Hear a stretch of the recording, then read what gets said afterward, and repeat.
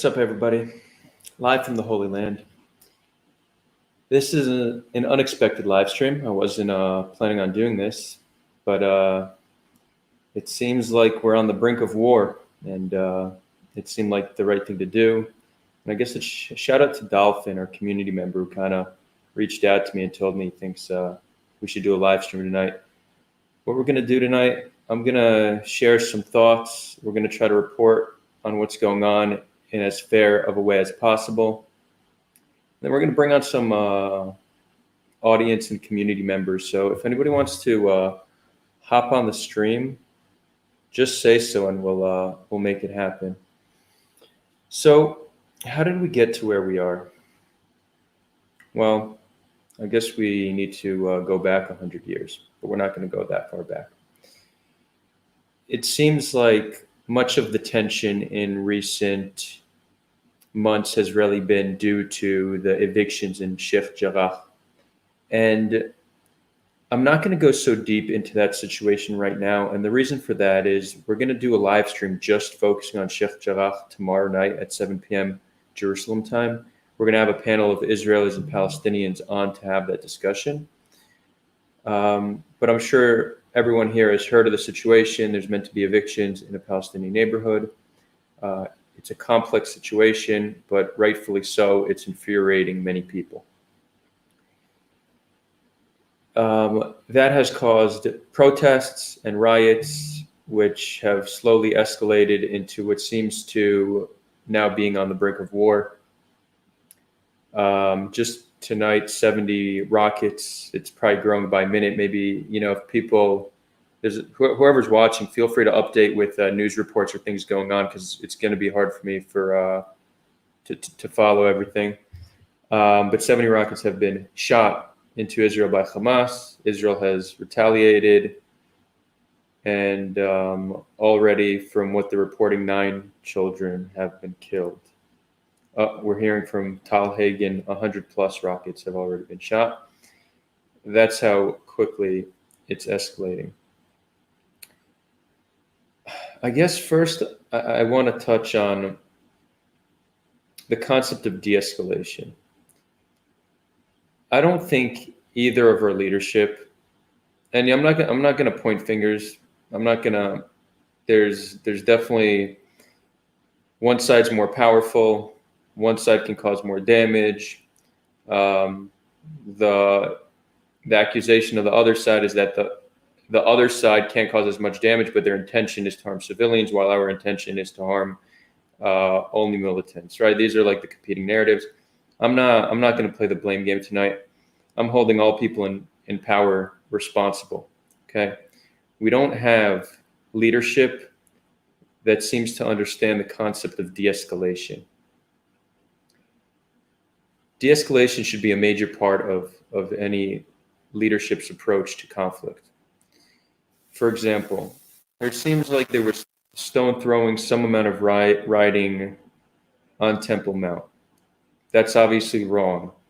But for Israel to then go in and storm Temple Mount with gas and stun grenades is so obviously not the right thing to do.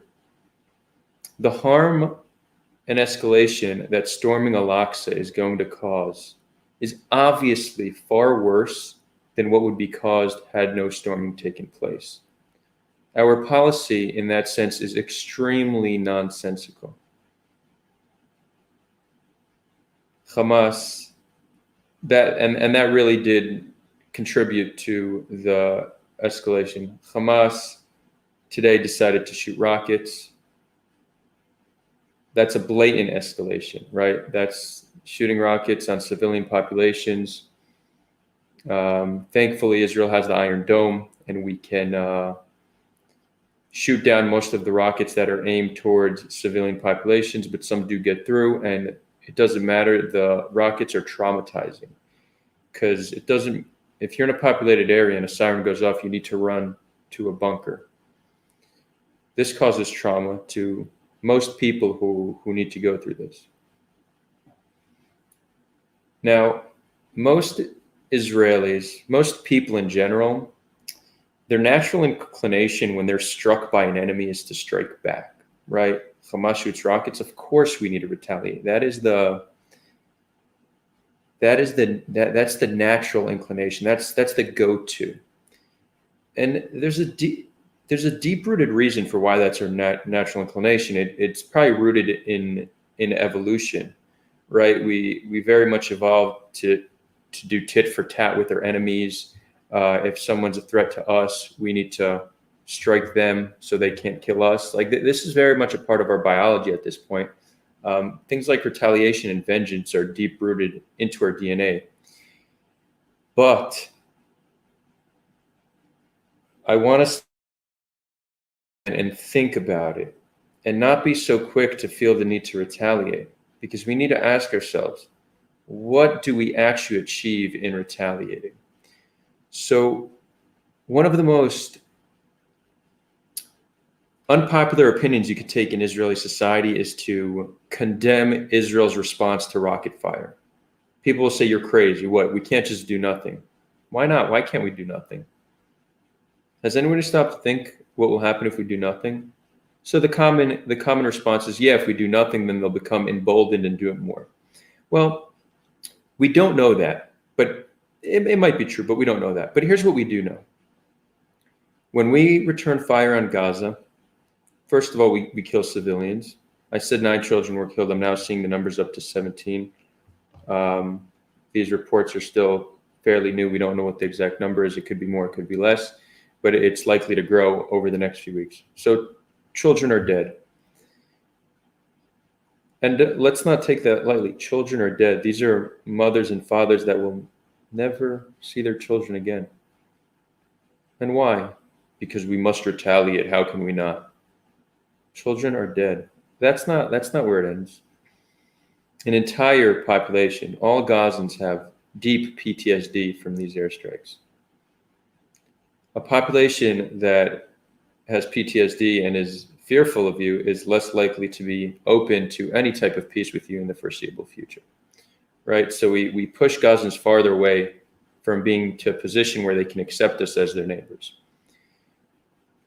Not only that, rockets, whenever we strike Hamas back, Hamas becomes more popular in Gaza and globally. There's nothing, it seems like there's actually nothing that strengthens Hamas more than Israel attacking them. In many ways, they're like the Hydra. You cut off a head and they come back stronger.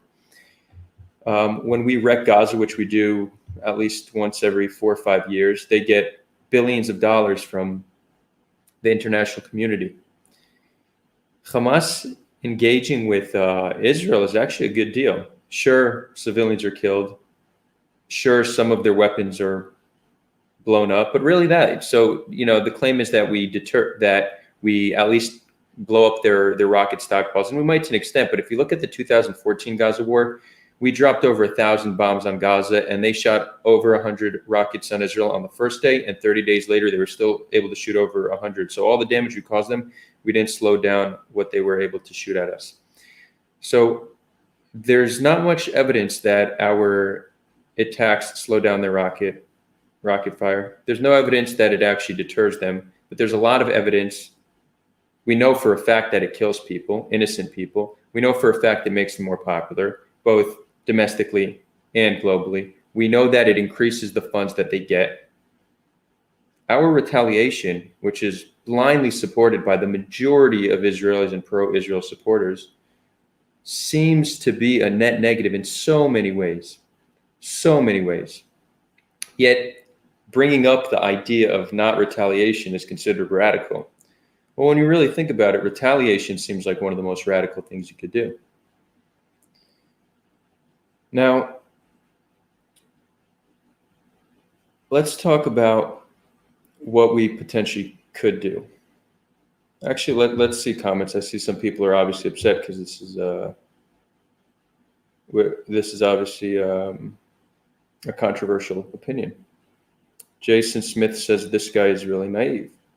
Well, that's your opinion. A lot of who else was naive? Herzl.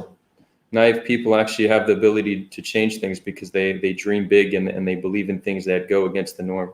I I don't compare myself to Herzl, but naivety should not be considered something negative. So I take that as a compliment. Thank you. And then Adam goes, this is a good point. But Adar, you don't know the counterfactual. That's true. I acknowledge that. It's impossible to know. There's a lot of factors. That's why I'm speaking about what we do know. We know what our attacks caused them. And it seems like based off what we do know, it's net negative. We haven't really tried anything else. So Adam, you're not wrong, but this does not really weaken the point. Okay. I'm gonna propose something. It's not. I'm just one dude, right? It's something that had we have a nation, we have a nation of brilliant people, we could definitely come up with something more. But what we need to do is create a situation in which Hamas firing rockets on Israel weakens Hamas, not us, and doesn't strengthen them. That's what happens now. They shoot rockets on us, it strengthens them. We've been in constant war with them for 16 years. They're not any weaker than they've been. We should retaliate, and I'm putting in an idea. Feel free to critique it. We could definitely build on this. Like I said, I'm one guy proposing something, but I'm pretty sure there's something here. We retaliate with something less harsh. Let's say we decide to close down the borders for a week after rocket fire. And there's a lot of materials going in, food, cement, industrial materials, a lot of materials going in. We close the border for a week. This is some level of collective punishment. I will acknowledge it, but it's definitely not as bad as bombing people and killing children, for sure. And then we start dropping leaflets over Gaza. Now, these leaflets don't say, leave your home, we're about to bomb your home, which Israel does. And often people who are defending Israel say, oh, but we're so generous. We tell people to leave their homes before we bomb it. Yeah, I mean, I guess that's kind of generous, but we're still bombing their homes. And then obviously the counter saying, yeah, but Hamas is shooting rockets from their homes. I get that. But don't expect the Gazan to think you're good for dropping a leaflet and then bombing their home. Imagine if we drop leaflets starting to talk to the people of Gaza, even call it propaganda of sorts. I'm going off the cuff now, right? This is right on the spot, but dear people of Gaza, I don't know if you know, but your government, Hamas, recently shot rockets at us. It hurts us that we have to do this, but we just closed your border for a week. It pains us that we know this causes you harm. We look for a future where we could live together side by side. Imagine starting to do leaflets like this, nice messages. And I know people are thinking this sounds crazy, okay? Someone, Leica goes, drop food parcels. That's great too, yeah, drop food. Imagine if we could, through methods like this, right? Through methods of engaging with Gazans and doing a less harsh punishment that doesn't cause such severe trauma to them and doesn't kill innocent civilians, start to get their rocket fire to cause Gazans to be upset with Hamas for their actions because it affects them. It's true that our rockets affects them, but when Israel is coming and dropping a bomb, they don't say, oh, Hamas, that's your fault. No, they're blaming the people dropping the bomb. Right? So again, I just can't, this is a really off-the-cuff idea. But what I'm trying to demonstrate is that our lack of creativity and the lack of effort we put into actually have a response that will yield positive results is so low and so shallow that we should come out and speak against it. And we should come together to try to find and propose a better solution to dealing with rocket fire, because it's true, no sovereign nation would accept rocket fire on them. None. But that doesn't mean retaliation is effective. And it seems to be entirely counterproductive. Feel free to, let's start a think tank, building off that idea of how we can cause rocket fire to get the people of Gaza to start start supporting Hamas less is the best way to incentivize Hamas to not shoot rockets. Right now, they shoot rockets, they gain support. Okay, now one last thing, and then I'll do audience questions, and we'll bring some people on. I see we have a fair amount of people. If anybody's new to the page, subscribe, like. We do live streams once or twice a week. Normally it's not me on a solo session. We host debates and discussions between different people. Tomorrow we have a panel between Israelis and Palestinians on Sheikh Jarrah. And this Thursday we have a debate between someone who helped write the IRA definition of anti-Semitism and someone who helped write the JDA definition of anti-Semitism, Ken Stern and Derek Pensler. So stay tuned. Okay.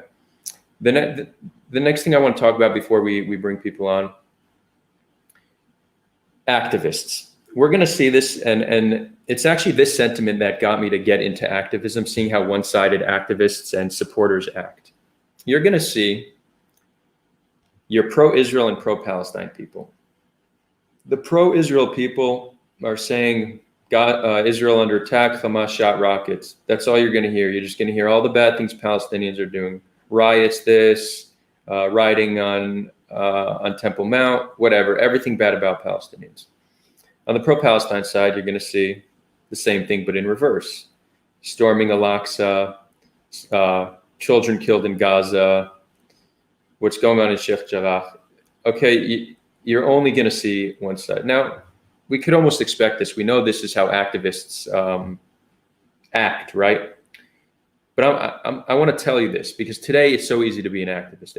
An activist could just be somebody posting on social media to spread awareness. And it seems it's quite clear that most activists are just acting within their own echo chambers. They're tweeting and posting things that they know that their audience is going to agree with. They're going to get likes and retweets and positive reinforcement. It'll give them a nice little dopamine in their brain. They're going to feel good, and they're just going to continue that. But are they changing any minds? No, not really. They're not. Most activists today, social media activists, are not changing any minds. They're just preaching to the choir. Okay. If you want to be an effective activist, you need to get outside of your own echo chamber. You need to start posting things that will get people who otherwise wouldn't agree with to hear you. So your framing should not be, how do I please the people who agree with me? It should be, how do I bring in those who disagree with me?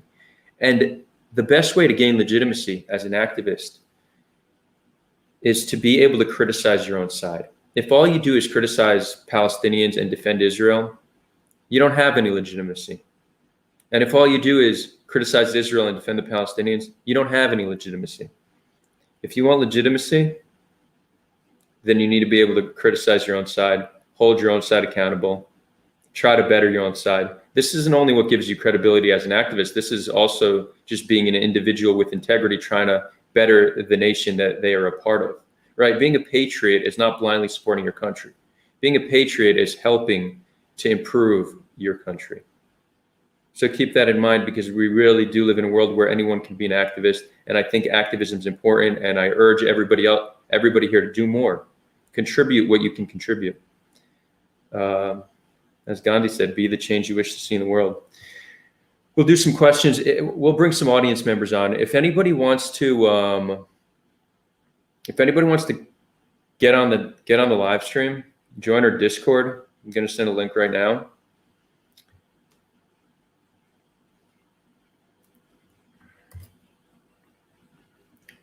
Jessica Levy's asking, how can you contribute?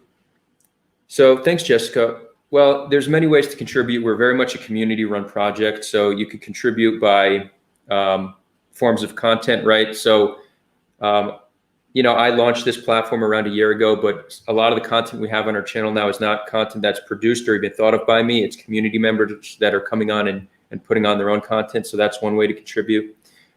We have volunteers that help with social media. They help us with booking and matchmaking. And if you want to help us monetarily, we do have a Patreon, and there's PayPal support. We also accept Bitcoin and Ethereum. So there are ways to support us monetarily, and that really is helpful. You could find links to that in the description to help us monetarily. I just dropped the link to the Discord. If you want to join, if you want to hop on this live stream and share some thoughts, message me and I'll send you a link. Yehuda asks, Adar, what are the police doing in Al-Aqsa that seems to be triggering the riots?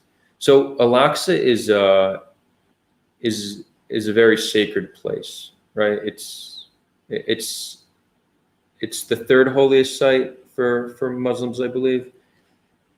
And it's a very sensitive subject. Most Palestinians have a belief that we are trying to take Temple Mount back, and that's our end goal, to take Temple Mount back. And some Israelis, a fair amount actually, aren't shy in that aspiration. But it's very sensitive. And the other day when police decided to deal with stone throwing by raiding Al-Aqsa and shooting smoke grenades, I mean, that's a clear escalation. And whatever we were trying to attempt by doing that, it probably wasn't worth it. The only reason I could think of that it would be right to storm Al-Aqsa is if there was some hostage situation and you had to storm it in order to try to rescue people that were held hostage there. Aside from that, it's probably an unnecessary escalation.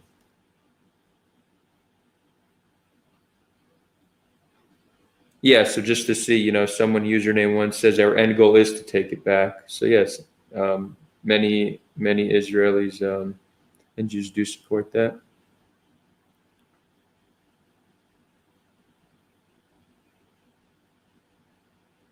Walid goes, what's going on in Sheikh Jarrah is simply indefensible. I don't know how pro-Israeli you could be. I agree we should not be evicting people. It's complex, but it's true that what's happening is problematic, and that the law that is being applied in order to give Jews their property back from 48, Palestinians cannot use that same law to get their property back. So it's an inequity in the law, and it's not hard to see why people would have an issue with that. And the fact that people who have lived in a property for their whole lives are now being evicted is obviously problematic. We're going to do a live stream just about Sheikh Jarrah tomorrow. We're going to have Israelis and Palestinians. We're going to try to give them the most nuanced approach to Sheikh Jarrah that we've seen yet. So tune in tomorrow, 7 p.m. Jerusalem time.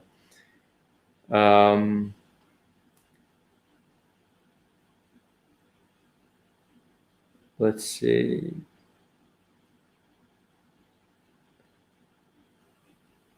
Kaylung is asking, where does Hamas live out there? I'm not sure I understand the question.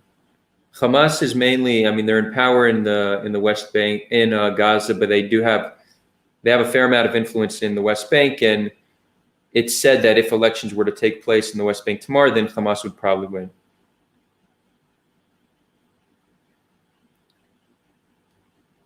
Hold on, I'm getting some Discord. We have Karen, probably see. Okay, cool. We're going to bring a few. I'll do 3 more questions, then we'll bring on some guests. Chris Zoom, Adar, how do you feel about international observers? I'm actually. What's the role of an international observer? Is that like people coming in and observing what's going on? I'm personally okay with it. I think accountability is important. People in power should be held accountable, and there's generally not enough accountability for people in power. And this is in systems of power all across the world. So I like accountability for positions of power. We do know that people in power often abuse their power, right? This is just a constant throughout history, throughout all of humanity. People in power abuse power. Accountability is good. If someone can make a good case that international observers are somehow causing harm, then, I could change my position on that. I haven't thought about it too much, but, off the cuff, it seems like something I have no issue with. Let's see.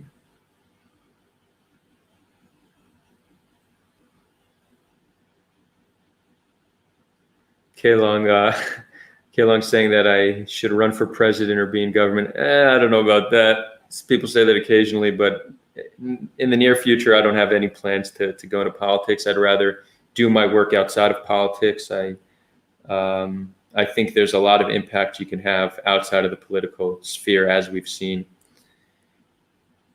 Cool. We're going to bring on some people.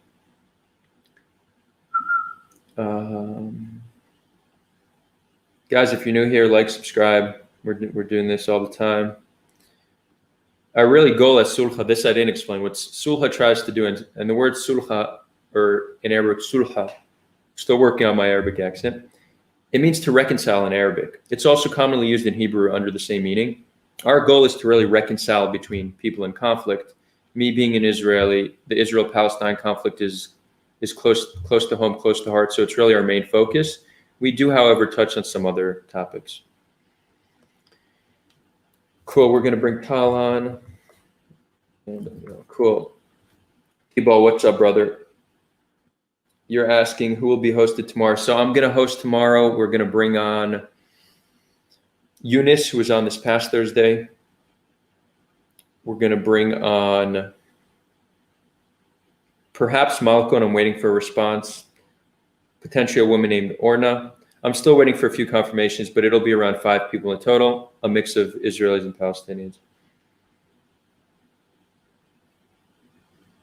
So I see people saying things about law. Yeah, let me say something about the law, because this kind of bothers me. A lot of the pro-Israel campers saying, "Oh, but it's just it's legal, but according to law." Guys, listen. Making a moral case by appealing to law is just not effective. Like, we need to stop doing that. Not only is it not effective, it's counterproductive. It actually makes us look very bad. People are trying to make a moral case about right and wrong, just and unjust. And by saying, yeah, but it's legal, is literally one of the worst arguments you can make. It's not convincing anybody. It's so well known that law does not equal morality, that laws are often wrong, often biased. The accusation against Israel is that we're not all equal under the law, right? We're often accused of apartheid. And one of the ways that people justify the accusation of apartheid is to claim that we have different laws for different people. So for us to just appeal to law and say, yeah, but it's legal, literally not a single person has been convinced by that, but they probably think less of you for trying to make that argument. We need to be able to present an argument in a way that's just. And by appealing to law and showing zero empathy for the other side, you're not winning anybody over. You're not convincing anybody. So, take that into consideration when having the conversation about Sheikh Jarrah. Emil, what's up, brother?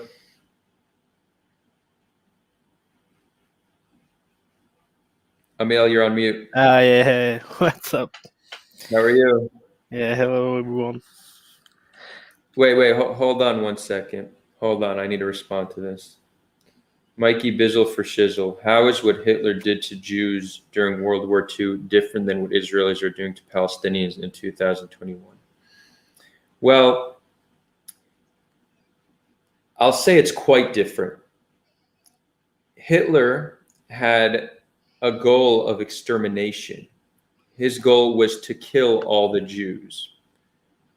And he actually killed half of our population. The intention was to get Jews to cease to exist. We were rounded up, put into camps, murdered, gassed. We were killed in many ways, brutally. As horrible as anything we've done to Palestinians, and if you stick around and see this channel, we talk a lot about injustices caused to Palestinians. It is not even close to comparable to what the Nazis did to the Jews. And you could even look at it in terms of population size. It's commonly said that Israel is so powerful, right? We're accused of being so powerful and using so much force. Palestinian population has tripled, perhaps quadrupled since 1948. If we were attempting to do what the Nazis were doing, there's no way that the Palestinian population would triple in that time. So it's not only entirely false, it's not grounded in reality or evidence, but it's also counterproductive to the Palestinian cause. You inflame Jews, you get Jews to think that the people against them are radical, which this is a radical statement. You make Jews less empathetic to the other side. Your name's Mikey, so I'm guessing you're not Palestinian. But if this is going to be your approach to showing solidarity for Palestinians, I will kindly ask you to take a step back and find another cause to fight for, because the Palestinians deserve better allies. Okay? So keep that in mind. Amiel, I know we have Tal here. What's up, Tal? Hey, what's up? What's up? Good to see you guys. Wait, hold on. One last thing. Mariam Ahmed. And ethnic cleansing is okay, but genocide isn't? No, both are wrong. Saying that it's a horrible comparison doesn't mean that Israel is not guilty of any crimes and there's no injustices towards Palestinians.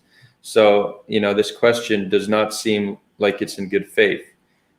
Both genocide and ethnic cleansing and many of the other human rights abuses taking place on the land that Israel is causing is indefensible. But that doesn't mean it's what the Nazis did to us, okay?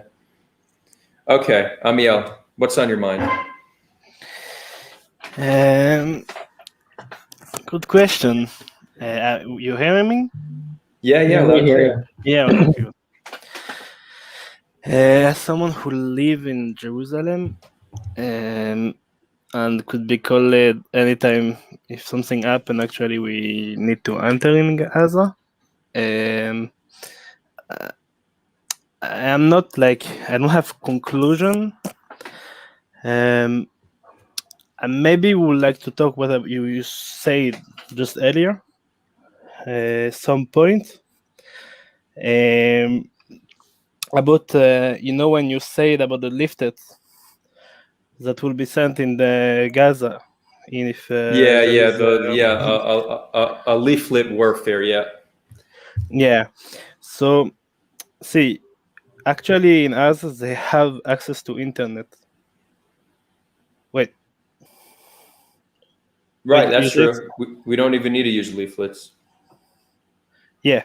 So actually using those leaflets will just they will just take it as propaganda. It's not like they're disconnected from the internet. Like for example, what you said is what happening in North Korea.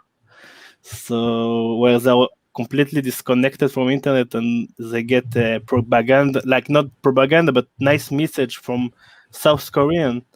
Or at least that's what I saw. So that will be comparable, but actually in others they have internet access, they have connection, even if they can't say everything they want because they could face problems with Hamas or any other group armed group. It won't be the same. I don't think it will be this effective. That for the lift. I'm not saying that it's not at all effective, but I think lifted is for warning, and it's not really to bring a message.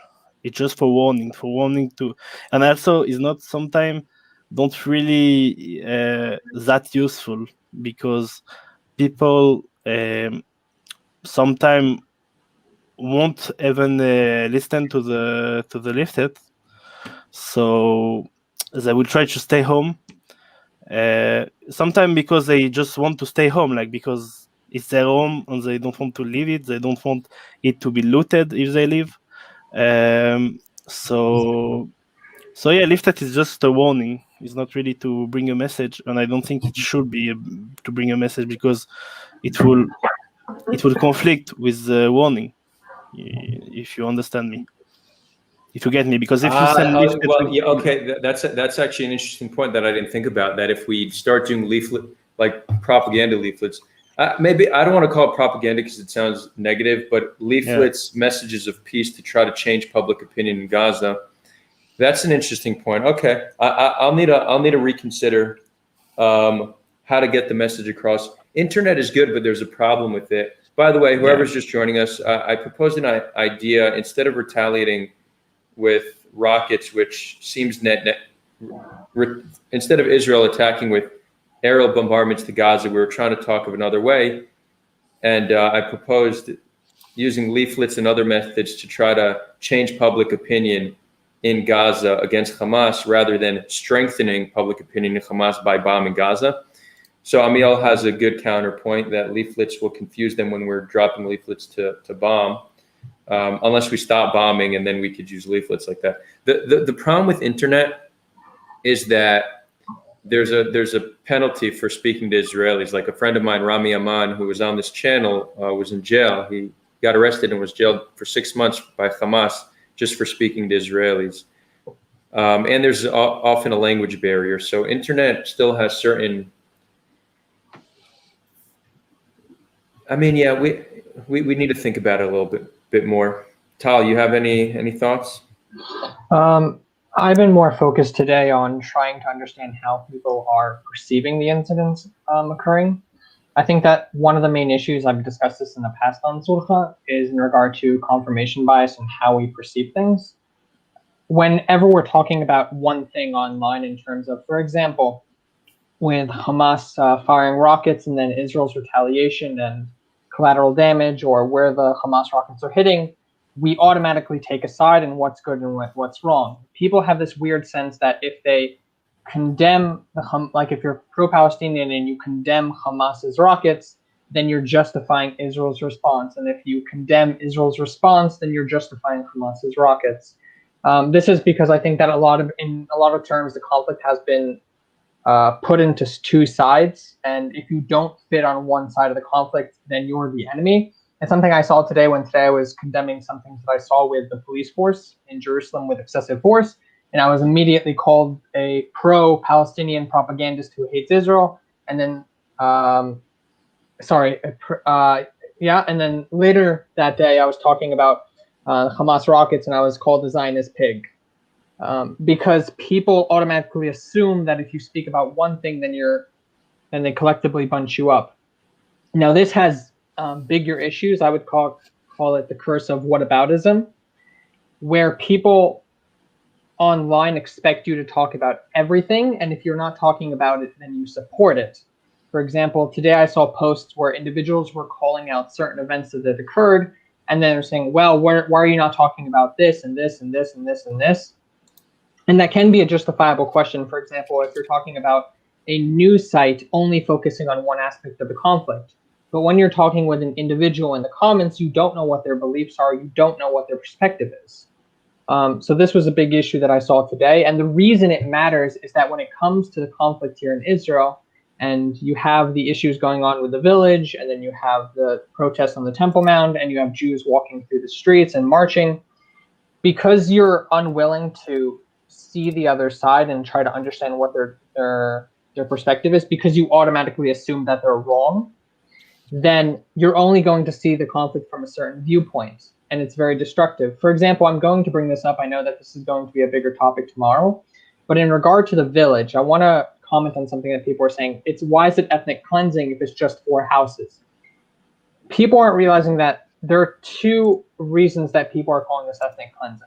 One is either the larger Palestinian narrative that any expulsion of Arabs is ethnic cleansing, and it goes into a larger narrative of the Arab-Israeli conflict, the Israel-Palestinian conflict. However, there's another narrative where the fact that the individuals who are in charge of the legal dispute from the Jewish side are openly calling that they want to take over Arab villages one by one and expel the Arab residents. These are the people who are leading the legal dispute with the Palestinians. So even if the legalities and the moral side of it is just, that argument is coming from the statements coming from the leaders of these things. When it comes to Hamas, in return to retaliation, what they do against Israel, I'm seeing the exact same thing where people don't really know if they want to justify it or not. For example, I'm seeing people say that, well, they didn't fire at Jerusalem, they just fired near, or they destroyed the rockets over Beit Shemesh, or not that many Israeli citizens were killed, or none were killed, it was just property damage. At the end of the day, rockets were fired, and whether or not it kills you or not is a different story. If I fire a bullet at you from a gun and it doesn't kill you, it's still attempted murder. What Adar talked about later on is in terms of our response. I don't think that he's saying that we shouldn't do anything, that we should just let them do what they want and have a great day, because that would let them continue bombarding us, because they would think that, if Israel's not going to respond, then that's fine. However, there is what we talk about, proportionate response. It's in terms of what is the long-term plan? For example, during the retaliation, when we were attacking military targets, there was collateral damage and kids were killed. Now, I can promise you that the siblings and family members of those kids, if they didn't hate Israel before that event, they're going to hate Israel now. Because even though Hamas is responsible for the attacks on Israel, Israel is responsible for the death of those kids. Doesn't matter whether or not they're collateral damage. That doesn't matter to the families. And so what we essentially did is now we have at least 4 kids that we know that were killed by the Israeli airstrikes, from what we can see. Those are 4 more families that hate Israel and are going to send their kids to the Islamic Jihad. They're going to send their kids to Hamas to attack Israel. And there's nothing I can say against them, because in their eyes, I attack them. The same thing when we're talking about our side. When we're attacked by Palestinians and there are terror attacks against civilians, then every single individual who gets attacked, a lot of them instantly want to go. I want to go to the army. I want to kill Arabs because look what they did to me. When I worked at a summer camp for kids who were victims of terror attacks in Israel, I remember one of the kids who was no older than 9 told me to my face that he wants to kill Arabs because his father was killed in a terror attack. And it's this perpetual cycle of hate that each side has towards one another because they fall victim to it. Being the bigger man, as in being able to overcome that, I think is the next stage in this conflict. A big issue that I saw when we were talking in Sulha about, condemning these events, someone brought up the fact that even if we condemn what Israel's doing against the Palestinians, then the Palestinians won't condemn what Hamas or the Islamic Jihad are doing against us. And so neither side ever wants to take the initiative because they said, well, all the world will see is that not only am I condemning their attacks against me, but I'm also condemning my side, but they're not doing that on their side. So what's the point? I might as well just focus on the attacks on my side and never talk about the other side. But it is important for us to condemn both sides, because every time there is an attack and we don't discuss the larger picture behind why these attacks happen and what happens afterwards, it's just a perpetual motion of violence. Right. Great point, Tal. To build on that, it's people don't recognize how much their enemy learns from them, right? So we see very similar rhetoric from both sides, and they actually fuel each other. So it's not uncommon to hear people say Palestine doesn't exist. You know what else isn't uncommon? To say Israel doesn't exist. Those two voices fuel each other. They're each other's best friends. If you ask them, those camps hate each other, right? They hate each other with vitriol, but they actually are each other's the fuel to each other's fire. We being social animals, we all pick up on each other's behaviors.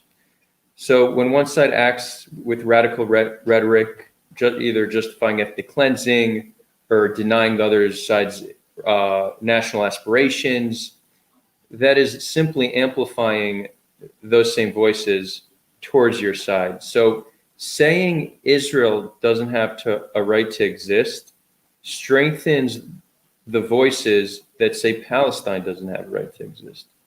Y'all are each other's best friends, but you see each other as arch nemesis.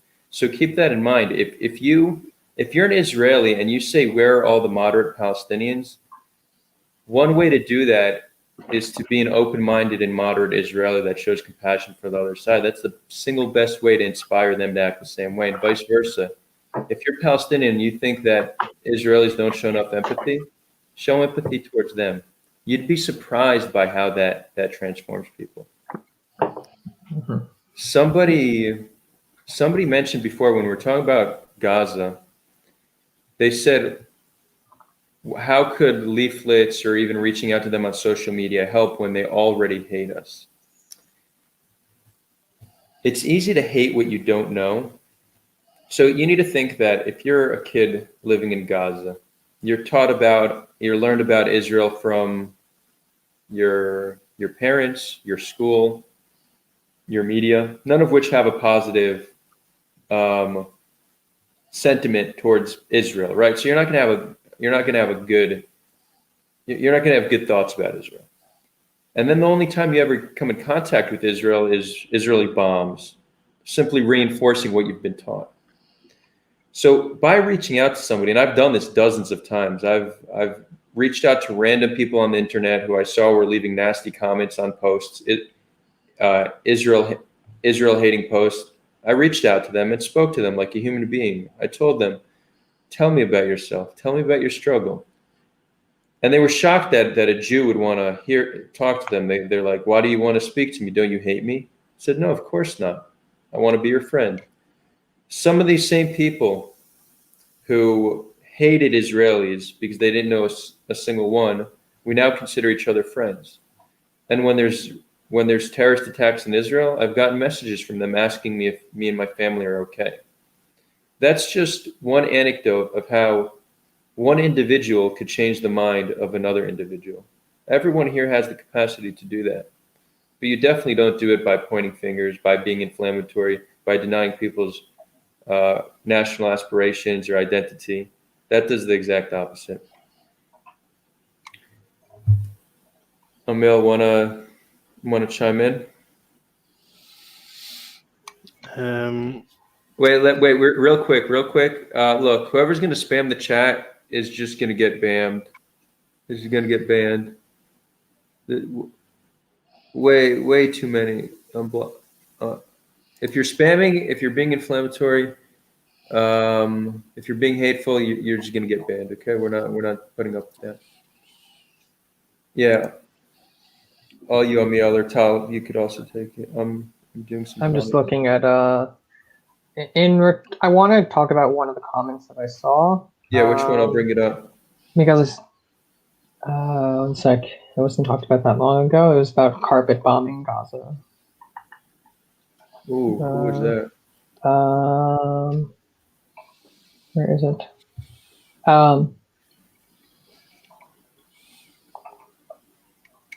Cannot find it.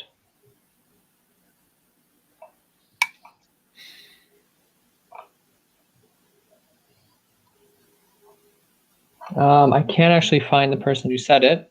Let's try to see what Mohammed Hamdan is talking about. Okay. Hi, Mohammed. Why do Zionists not want Christians and Muslim Palestinians in the Holy Land? They obviously have more. Is that a DNA symbol? What is that? Yeah, it's a DNA symbol. DNA of Israelites in them. You Crusader people with no Middle Eastern. This is a common trope. We hear this all the time. Okay. Let's break this down, Brother Muhammad. Almost all Jews living in Israel can trace their ancestry, their DNA back to the Levant, back to this land, okay? It's true that at least half the Jews living here, around half the Jews living here, are Ashkenazi Jews, meaning we've been in Europe for a few thousand years, but even our DNA traces back to the Levant. Let's say you want to try to deny DNA tests, which many people try to do. You know, people deny science that disagrees with them. It's not uncommon. But half the Jews living in Israel are from North Africa and Middle East, from Morocco, from Yemen, from Iraq, Iran, Algeria, Libya, Syria, Jews from all these countries. So, I mean, it's just factually wrong. Now, to the question, why do we want Muslim and Christian Palestinians in the land? So that framing is also incorrect. What's true is that Jews in Israel are not willing to give up on their demographic. Jews are not willing to be a minority in this land, and for very good reason. We don't have a good history of being the minority. We've been persecuted, we've been killed on this land and outside of this land. And the foundation of Israel's existence was on the notion of never again, right? It was very much after the Holocaust and after hundreds of years of persecution in Europe that we're not going to let something like that happen to us again. The only way we could actually ensure that is through having a demographic majority. It's true that this idea of demographic majority is in many ways inherently anti-Palestinian. This is the major conflict of Zionism. It's actually for this reason why I disagree with most Jews on the notion that anti-Zionism is anti-Semitic. I don't think it's inherently anti-Semitic because it makes perfect sense for Palestinians to be anti-Zionist because most people would consider their version of Zionist to require a demographic majority, and there's no reason why Palestinians should be okay with that. I get that completely. We have an inherent conflict here that we need to work out, whether it's through a two-state solution or a federation where we separate the land into cantons. We're going to need to find a solution to it. But you should be able to understand why Jews are not willing to give up their demographic majority, and we should be able to understand why that harms Palestinians. And here's really the practical reason. Many Palestinians want the right of return. They want to live, return to their lands. They want to return to the lands of their parents and grandparents. The main reason why Jews aren't comfortable doing that is for demographic reasons, right? So we need to understand why Palestinians struggle with us needing a demographic majority, and they need to understand why it's very important to us. I don't exactly agree with the premise, but I think that this live should be more focused on what's going on right now in Jerusalem. So I'm going to No, you could. You're right. We did get a little off topic, but feel free to disagree. I shouldn't go and challenge. Personally, for me, I don't think that DNA or heritage, or the fact that someone has DNA, has relevance to the region in terms of a legal claim. I think that that's something that gets mixed up. For example, in terms of Jews having a connection to the land, I don't think that a connection to the land gives us, because there's a few issues here. One of the main things is that when Israeli Jews are talking about how we have a right to be here, you're not realizing that when the opposition is saying you don't have a right to be here, they're not talking about you just living here. They're saying as if you coming and taking over the land and forcibly evicting people. So that's the first step. Just because we lived here 2,000-3,000 years ago in the kingdom of Judea, and that's the tradition of the Jewish people, doesn't give us a right to just come back and take the land. That's not what happened. It's important to understand the history of the land, what happened beforehand. The Zionist movement didn't start after the Holocaust. That's also a common misconception that people have, that they understand that expulsion, evictions, ethnic cleansing, and people fleeing during the 1948 war is during the 1948 war. People don't talk about from the 1882 when the Zionist movement started coming over to what was then called Palestine, because they wanted to have rebuild the Jewish homeland, which was done at the time legally through buying up marshlands in different places, and that was a different discussion. What happened in 1948 is a tragedy in terms of what it has led to since then to now. It's after 73 years. But I don't think that constantly going back to we have a right to be here, when people aren't really saying that you don't have a right to live here because you moved here, you don't have a right to live here because when you're saying that, they're instantly thinking that it's because I have ancestry claim here, that means that I can just come and throw anyone out. That's not what happened, and it fits into a false narrative of what actually occurred here. But that's a whole history lesson to get into. Oh, so you struggled with the premise of Muhammad's framing of Yes, because I know where it's coming from, because it's not coming from us allowed to be here. It's coming from because a common thing that we hear is when Jews are saying we have a right to be here, what they're hearing is we have a right to be here and kick you out. And that's not what the premise should be when we're discussing this type of thing. And just to reinforce something you said, and I think this is very important. This is something that many pro-Israel activists get wrong, that they think that, I guess both sides are getting wrong. They think that our right to a sovereign nation on this land is dependent on our DNA when it's not. And many also think that for some reason our troubling past and human rights abuses also delegitimize our right to be sovereign on this land. But I don't think any of that actually matters. I think there's no reason to dismantle a sovereign nation. This isn't a conversation that actually exists. Sovereign nations aren't generally dismantled.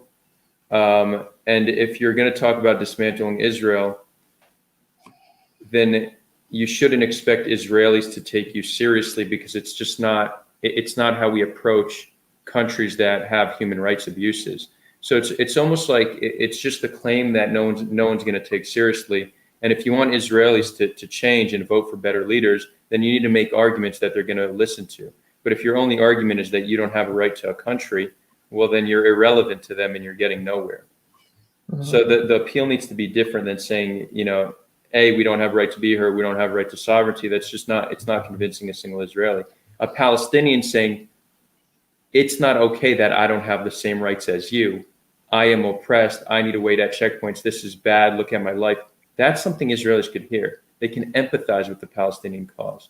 But if the call is for the end of your homeland, then again, they're not going to listen to what you're saying, and your activism is entirely ineffective. At least for the yeah. Yeah, I also really hate the premise of I was here first. Personally, I really hate that discussion. True. Because my question is, when do you define it? Because, for example, Palestinians, anyone who was here after 1948 is considered a Palestinian, also with the refugees. That every single Palestinian and their descendants, but that only starts in 1948. However, the vast majority of Arabs and Jews that live here now, in 1948, the vast majority of Jews and Arabs who were living here did not live here before 1982.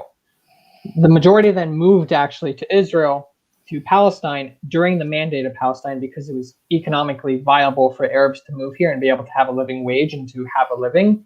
And it was viable for the Jews from a political standpoint. So what you're essentially doing when you say, but I was here first, is you're disconnecting also many, many Palestinian Arabs who lived here, who moved here before 1948, because many of them moved here before 1948 and didn't live here for thousands of years. So I don't like this argument where I was here first. I think that anyone who lives here should be able to have the right to live here. As long as you're coming in, the whole like legal and legality and stuff like that, that's a different discussion. But I despise the premises of I was here first, because we can just keep going farther and farther back. Everyone gets to set their own goalposts, and I can just keep going back as far as I like. If you want to do that, fine. Let's go all the way back to before the Kingdom of Judea. And that also means that the vast majority of Arabs living in this land today, or the Arabs who are considered Palestinians today, would also not have a right to this land, because the vast majority of them arrived here after 1882. Right. And I don't want any of these people to lose their justification to live here. They all deserve to live here. And let's hope that one day a tribe of Cro-Magnon hominids don't come and try to take the land back from the Homo sapiens. It's just endless. You're right. It's endless, and again, our arguments need to appeal to the people we want to convince. So it's just one of those echo chamber arguments that aren't convincing anybody. Yeah. Hundo P. I'm gonna bring Raja on. Raja, what's up? You're It's a little dark. Adar. Yeah, what's going on? Guys. How are you? Yeah. Fine, thanks. Thanks for having me on, Adar, giving me a platform to put my 2 cents in. I really appreciate it. Thank you. We just had our Marxism festival. Elon Pape was there.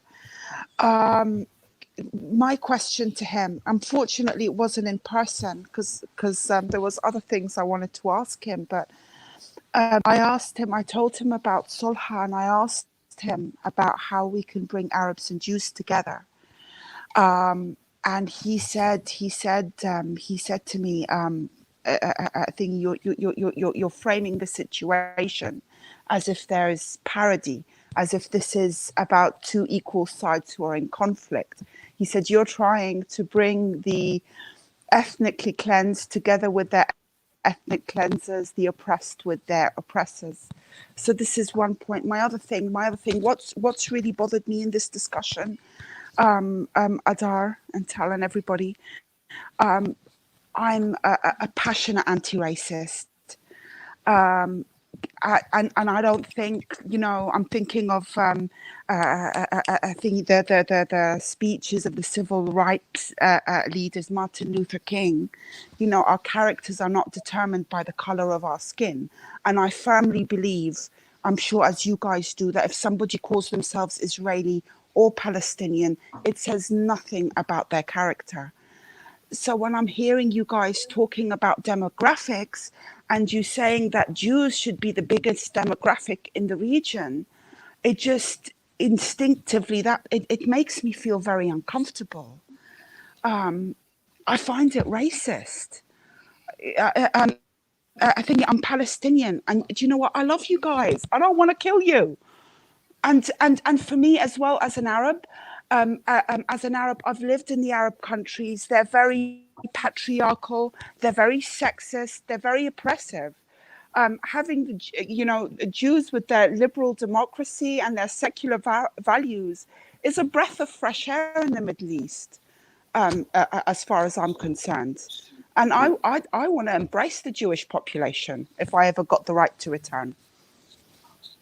Yeah, so That's my 2 cents. I'll Thank you, answer. Adar. So thanks for sharing, Raji. I'll answer both those statements. So what Elon Papa said is, you're acting like there's parity, that there's oppressed versus oppressor, there's no talking. This is very common in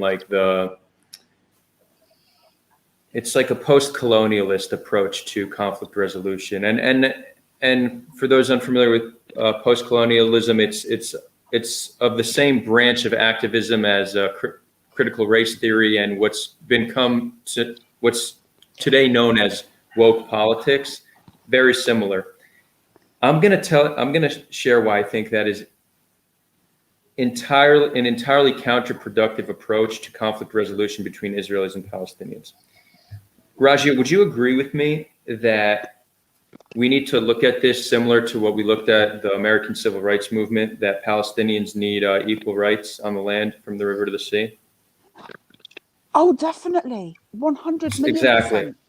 Exactly. So the Civil Rights Movement did not say, we're not going to speak to white Americans. There's no speaking to our oppressors. There's no conversation with them. Instead, we're going to ignore them and speak to the UN, for the UN and the international community to free us. That's not what Black Americans did.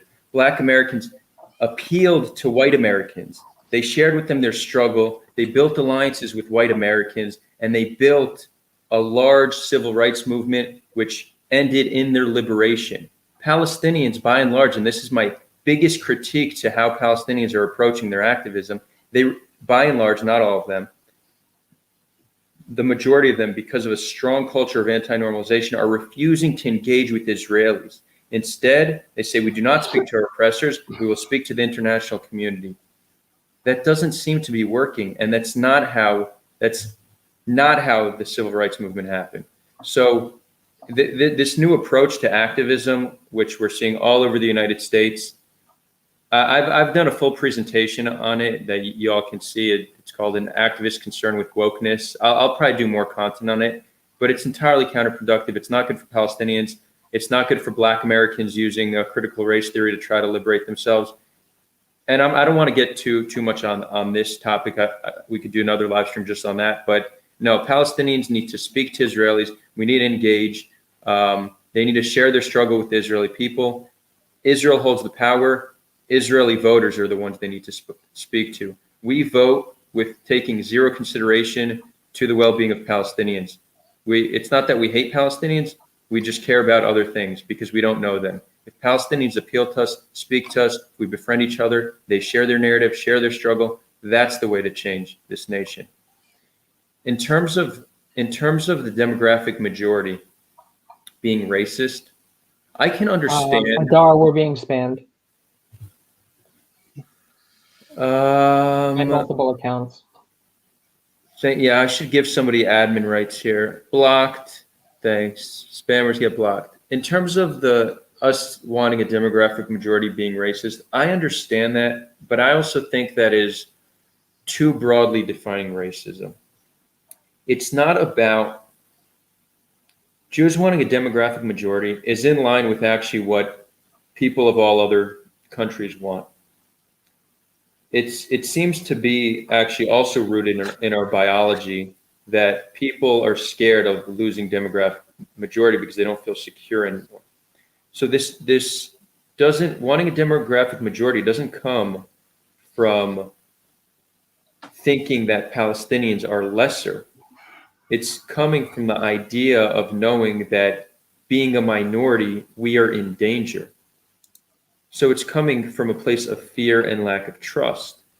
And to tell individuals that you acting on your fear is racist, their response to that is just to not take you seriously. They're going to be like, no, it's not racist. I'm justified to feel this way.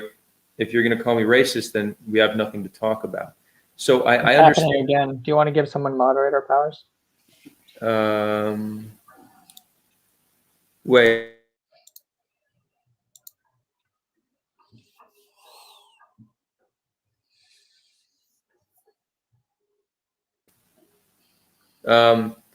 So again, and Raja, I'll give you an example. let's do it on like a smaller scale. You live in a neighborhood in London, right? Raja? Raja? Raja? I'm hearing we're frozen. Can you hear me, Tal? I can hear you. Okay. Yeah, I can hear you. No, I'm seeing we're okay. So it's I think just she went Raja. dark. Raja, are you gone? Hey, can you hear me? Yeah, we can hear yeah. you now. Yeah, now we can hear you. Did you where'd you get cut off? Zach, I'll make you a mod. I just don't really know how to do it like right on the spot. Raja, what's the last thing you heard me say? Okay, anyways, well, I'll still speak to the audience on that topic. So every population in the world wants to remain their demographic majority. It's not unique to Jews, but Jews, more than most populations, do have a reason to fear that because of their history, what their history as minorities has looked like, but also minority rights in the Middle East, that's not much of a thing. Jews have no Can you reason hear me to now? trust. Yeah. Um,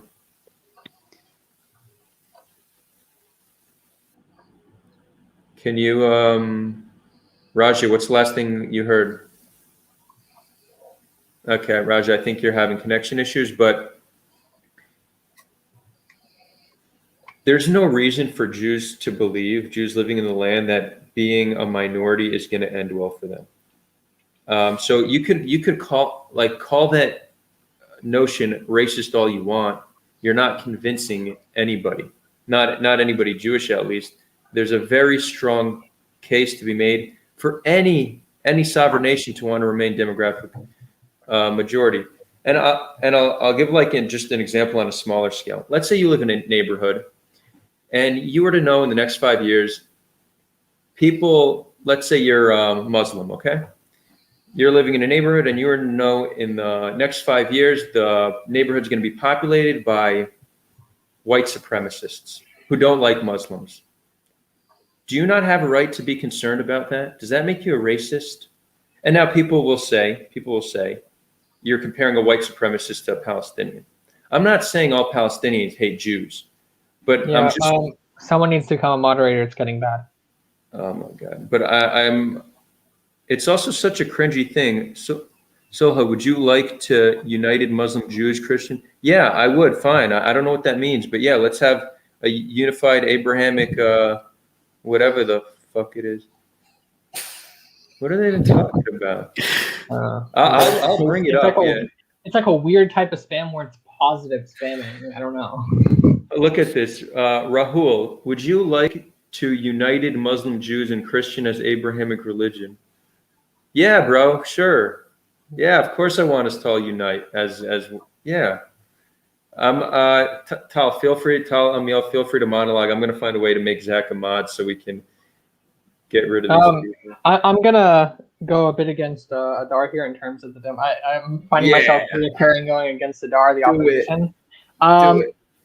So there's one thing I don't agree with, the whole thing about a country wanting to have a demographic majority. The real concern of most democratic countries is to have certain values to be at the. So it doesn't really matter if you have more. Wait, Tal, can I challenge you real quick on one point? Yeah. Do you know a country that hasn't pushed back to it? Oh, I know countries that push back. I'm saying, but it's not a good thing that when a country is usually pushing a demographic majority. For example, the States or England or stuff like that. But it's entirely natural. It's a consistent. Oh, it's natural, but it's not a good thing. Yeah. Okay. But the reason when it comes to Jews in Israel, there's an important thing to understand with it. Why Jews have it is because throughout the history of the Jewish people, we as a minority have constantly been under discrimination and oppression by different groups that were above us. One of the reasons for this is that Jews have always refused to, for the most part, integrate with society enough that we would lose our Jewish identities. After the Holocaust, there was a shift in how Jews were. You didn't have Reform Jews, secular Jews, religious Jews, ultra-Orthodox Jews. This didn't really exist before then.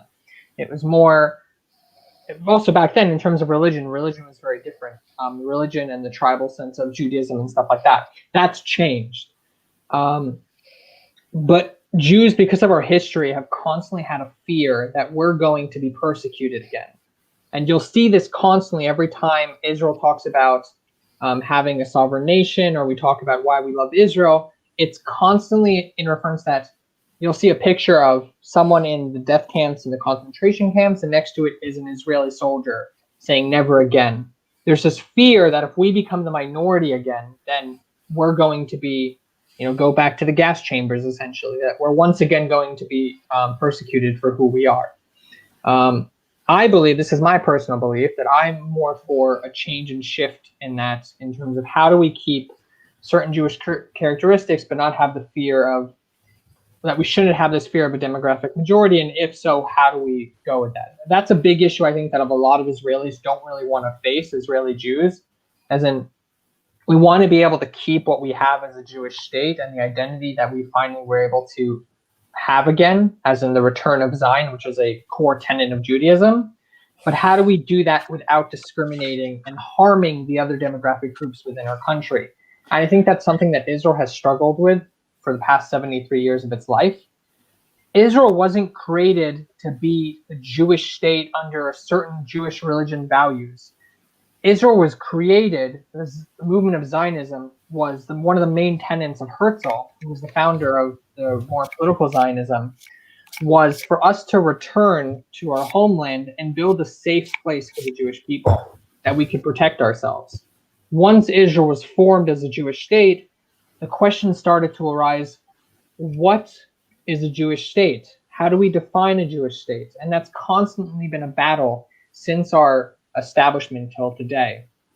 And I think it's still going to be a battle until the end of times, honestly, because we're never going to be able to agree on how we want a Jewish state to look.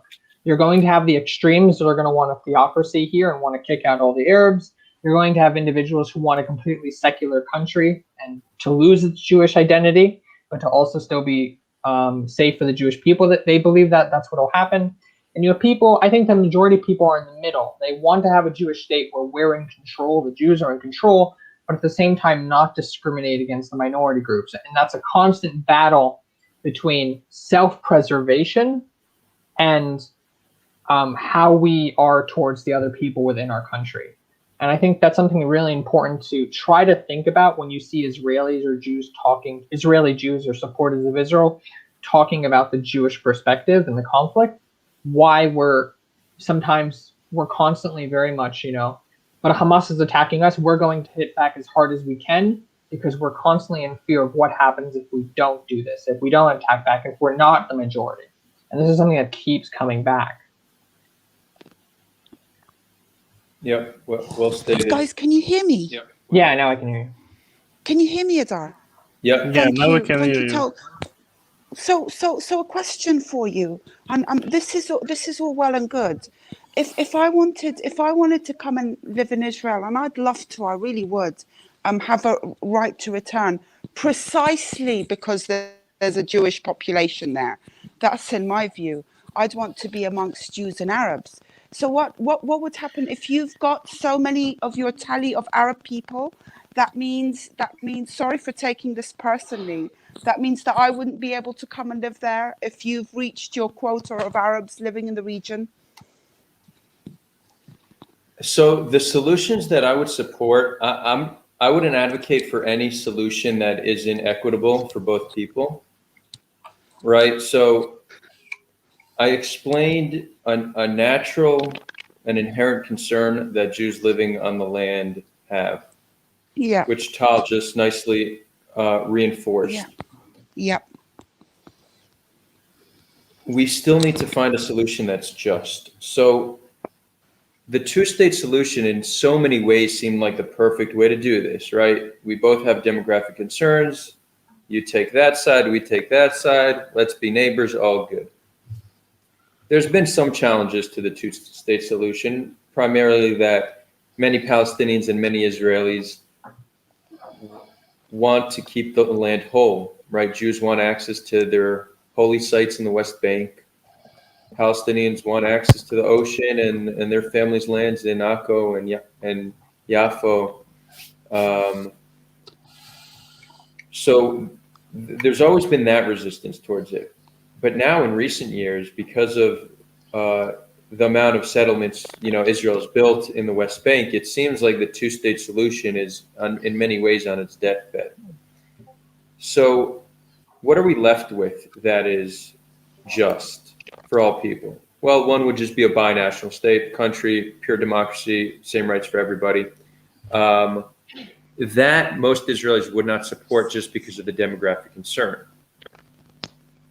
I could get behind that. I'm not entirely against it. I would be concerned that in 50 years or something, it would create a situation where Jews are no longer safe, and I would be concerned for social issues, which there's a quite large disparity with how Israelis view certain social issues compared to, well, actually that's not true. How secular Israelis view social issues with how many Palestinians view social issues. What I think is really a sophisticated and perhaps the solution, and it also comes with its set of challenges, is a federation. And this is really what many people in our server are talking about, they're advocating for. It's separating the land into many different cantons, kind of like you have the United States of America, many states in one nation. What this does is, and you could have two governments under one, like different branches, one Palestinian, one Israeli, working together, and different cantons, giving populations local autonomy. There's different versions of these federations, but Rafi and Zahir, our community members, wrote up their own version, which is really 50-50, half the power to Palestinians, half the power to Israelis, a very sophisticated model. I think this is what we should start talking about and taking very seriously. That being said, I consider myself agnostic when it comes to solutions, so I could get behind a one-state, a two-state, federation, confederation. It just needs to be just. It needs to provide security. It needs to provide equality for the people, and I can get behind it. Maybe Tal or Amiel want to share a different perspective on potential solutions. I think it will be a very long discussion. I don't think I can really resume it into 10 minutes, and I will need to go in 10 minutes. So yeah, I think I won't be able really to go on that. So I think people think that fear is not really a reason for ethnic cleansing on wishing for majority or Jewish supremacy. See, I'm not for Jewish supremacy. I'm not.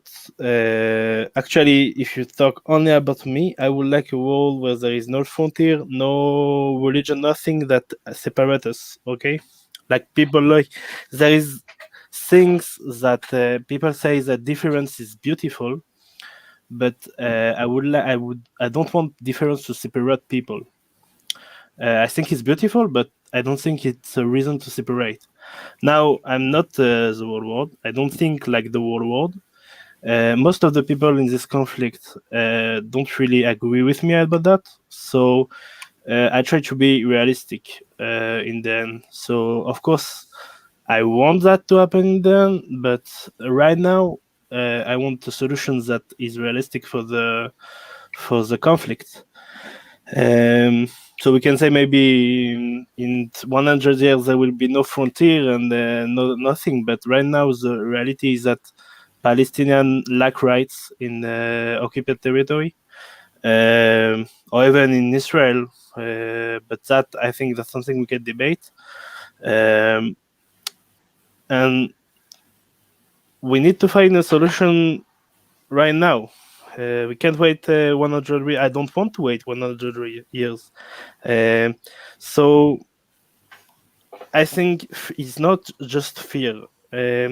My grandparent coming from Europe, there was I think people think Palestine, when we Jewish see people of the world, we don't really make difference between people. What did happen in Germany or in Russia or in the other country who discriminated us in a large scale? could have happened in any country. We don't really think that so it's specific. We just believe that it did happen just in this country because of some reason, but we believe that discrimination of this scale can happen in any country that is not with a Jewish majority. That's what we learn from it. It was not only in Germany, okay? Maybe the last one, the biggest one was in Germany, but it was not only in Germany. That's also something we can talk about ours. How much I wish what did happen in other country. So it's not just fear. It's just we don't want to trust. So of course that again I want to elaborate on that. Okay, but the thing is we just broke that trust. We think that non-Jewish did broke that trust by discriminating us, and we want to take control over our destiny. And what is control over destiny if you're not the majority in your country? You cannot take control over your destiny. You're dependent on other people. So that's the fear. That's why we want Jewish supremacy. I'm not for that. I think, in this current situation in the world, I am for that because that was the world working right now. Even if I don't like it, I don't want it to be in the future. Right now is how it's happening. So I'm not saying that I want to make all the Palestinians live. I don't want that. I think both people in this land need to have self-determination. Now, if we can find a way to have both self-determination without cooking anyone, or maybe even taking Palestinian or not having to be majority to be self-determined, I think that was the way to go. The only solution I found who tried to make that happen is a federation plan made by Rafi and Zahir that we have in our Discord. But that I think need to have a complete discussion about it. So I cannot really resume it here. But what we try to do there is to give self-determination to both people, even if one of the people is not a majority. It is a real big challenge because nothing like that did happen in the world ever, from what we know. So it's a complete new thing. It's a new approach on everything. So that's my view, my take on it. I don't have much time, so I really can't really elaborate on everything I said. I know much of the thing I said can be taken in many ways. I just can't really remember because I lack the time, but I hope I will be able to talk more about it in the future. Thank you, Emil. Raja left us. Peebo, what's up, man? Peebo, you're on. Peebo is telling us that we're not bringing him on, and his time to shine has come. I think we could move back to the issue of Jerusalem. Maybe we want to give some live updates. I haven't been following the news, but does anybody have a news source? What's going on? Do you have more information? It's been getting pretty worse in terms of the entire country. There's been riots going on in every major city where there's Arabs, in Haifa, Lod, Yafo, actually next to Zichron Yaakov and Fort East, there's also riots and protests. It's a general sentiment that's going on right now in terms between different Jews and Arabs, Israelis and Palestinians. Everyone's seeing different things in the news and responding accordingly to, as I said earlier, their perspective and their side. Yeah, let's. I'm trying to look for updates in terms of. So I guess this is a point I want to make. Obviously, we're all hoping for a quick de-escalation. Well, maybe there's some like accelerationalists or just people who want to see one side get destroyed, and they're hoping now will be the time. Now will be the war where one side's going to get destroyed. But most people would like to see de-escalation. But de-escalation is not enough. The status quo is unsustainable. It's immoral, and re-escalation is always going to be right around the corner. So de-escalation isn't enough. And we all have a tendency to de-escalate and then go back to our normal lives. We can't. We need to be dedicated to solving this. We can't continue this way. It's unsustainable for our security to come at the expense of another population. That other population is subject to checkpoints and home searches and curfews. Daily humiliation as well, and where there's very little accountability to what soldiers do. And I know that this is a triggering topic to many people who like to view our military as the most moral military in the world that can do no wrong.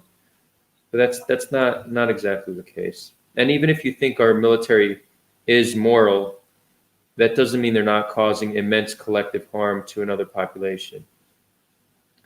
And I know some people are watching and be like, yeah, but we need that to be safe. I hear you, but that doesn't take away from the fact that it's still causing immense collective punishment to another population. It's unsustainable, and our leadership does very little to actually progress some positive end result. So we need to be dedicated to solving the conflict in one way or another, progressing it. And even if it's not solving it in the near future, reducing certain elements of it. And this is why we need to have these conversations be part of the national conversation. We need more Israelis and Palestinians communicating with one another. We need Israelis to demand from our politicians to start caring about the Palestinian struggle. I know it's hard. It's hard to care about a population who you think is your enemy. That's really the paradigm we're trying to break here. We bring on Palestinians, we bring on Israelis. The whole idea is to show that we're not so different. We love the same land. We just want to be free. We just want to be safe. We pretty much just want the same thing. We just need to find a way to make that work together, side by side, and not in opposition to each other. P-Ball, did you figure out your mic issues?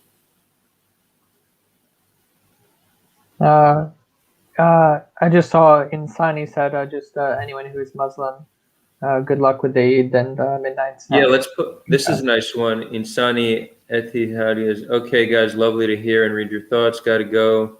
We have the last few remaining minutes before Eid, so I'm gonna get a midnight snack and fasting preparations. Good luck to your discussion. Thanks, Insani. I hope you come back soon. Actually, I wanted to. Something that you said that kind of, I think, brings up an interesting point when you were talking about how, we're bringing on people who just, they live in this land, they just want peace. I don't think there's any individual in this entire conflict that doesn't want peace, including Hamas, including the IDF, including any other type of small radical organization. Every single one of them wants peace. The question is, how does that peace look? It's very easy for us to talk about, use populist rhetoric and discuss peace. The question is, what is peace? For some, peace, it's when all the Jews are thrown into the sea. For some people, peace is when all the Arabs are expelled from Israel. For some, peace is when Israel is a secular country that does not have a Jewish identity. For some individuals, peace is when Israel stays the way it is and before it becomes a theocracy.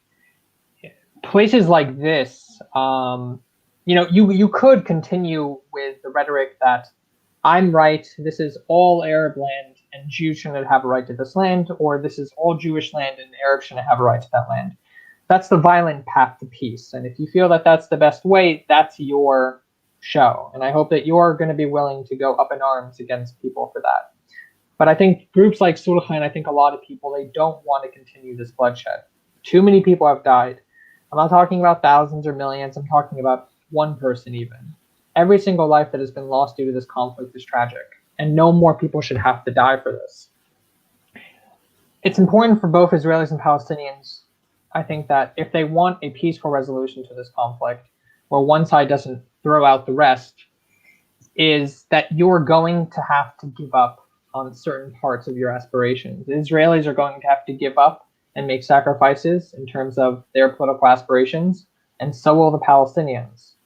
A lot of each side doesn't really want to talk about that. Most of them just want to focus on what the other side has to give up. but it is important for us to realize that we do both have to give up certain aspects. This is my personal opinion. I, for example, believe in Israel having a Jewish identity and a Jewish way of presenting itself to the world, but I'm unwilling to keep it that way if it means more bloodshed. That me personally, that if I need to keep the Jewish identity in my country by oppressing another people, then I'm not for that. And that's why I fight against horrific things that I see going on in my country, against Palestinians and Israelis. That's personally my red line, but everyone has their own red line that they're not willing to cross, or they are willing to cross. And it's important to know what that red line is for the person sitting in front of you. But I do believe that most people, I want to be naive enough to believe that most people don't want people to have to keep dying for this conflict to end. And that conversations like this, we can slowly try to find a common ground between people, because all we're truly seeing online on social media is this demonization of each side. We're seeing Islamophobia in the world. We're seeing anti-Semitism in the world. We're seeing people call all Palestinians terrorists. We're seeing people call all Israelis terrorists. And this isn't a way to live and go forward. I don't think anyone wants to live with this hatred surrounding them. And it's about trying to go against the radicals, trying to go against the, blood libel rhetoric, and trying to at least try to find common ground between one another. And I think it's better to try to find common ground than go to the extremes and kick out one side. Well said. People, if you fix your mic issues, go ahead. There we go. What's up? Yeah, so I don't know. Like you said something about those who I don't know. I forgot. Like you said something about those who say that. I don't know. I forgot. No, people, you got it. You got it. I just love when you come up. You always you come up and then you forget. Yeah. No, you got it. You got it though. So those who say that Israel is moral and that and have the most moral army in the world. Oh yeah, it's commonly said, like one of the Israeli Hasbara, which is I guess just pro-Israel propaganda. One of their talking points is that Israel is the most moral army in the world, which probably objectively is not true. By any way you could try, I'm sure Scandinavian countries probably are more moral, right? But it's just something silly to say, because any Palestinian who's been harmed by an Israeli army, they just view that as a ridiculous statement. So again, who are you trying to convince? Like, this is, again, activists need to ask the question, are you okay just speaking to people who already agree with you, or are you trying to change minds, or are you trying to appeal to people who don't agree with you? And if you're trying to appeal to people who don't agree with you, stop saying stupid shit like that. Like you're not convincing everybody. Like 90% of Twitter, like pro Palestine Twitter and pro Israel Twitter, is, and I'm sorry if you're going to get offended if you're one of these people, but it's complete garbage. You're doing nothing productive for the conflict. It's just virtue signaling to people who already agree with you. Maybe it gives you meaning, and that's fine. Like, I'm not telling you not to do it. If this is a positive part of your life and you enjoy it, by all means, we all need meaning. But don't delude yourself and think you're actually helping, because it's not. You're not doing anything. Let's be real. Yeah, people, all you. Yeah, so they think of it from a way that you may, I don't know, it's like survival way, because they say if we aren't moral, we can't survive. Because I don't know, they think we don't need to be they think they don't need to be moral. They need to survive, but if you aren't moral, you can't survive. People will see that you're bad and will increase the chances that you will lose popularity amongst people. And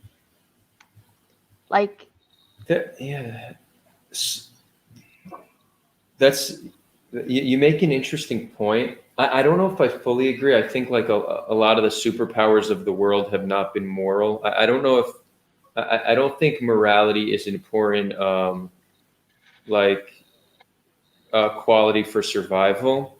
We obviously evolved morality. It helps us work in group structures, but like I don't want to get deep into in-group, out-group biases, but essentially morality has often been a tool to allow us to function well in groups of people that we consider our own.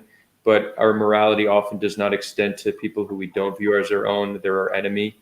That's why you could see human beings that have such a stark contrast. They could show so much love and compassion to their people, but then see no issue with harming other people. Let's take an extreme example. Let's take Hitler. Hitler genuinely loved the German people. He genuinely loved them. He cared about them. Yet he viewed Jews as vermin needing to be exterminated. Why? Because Germans were his in-group and Jews were his out-group.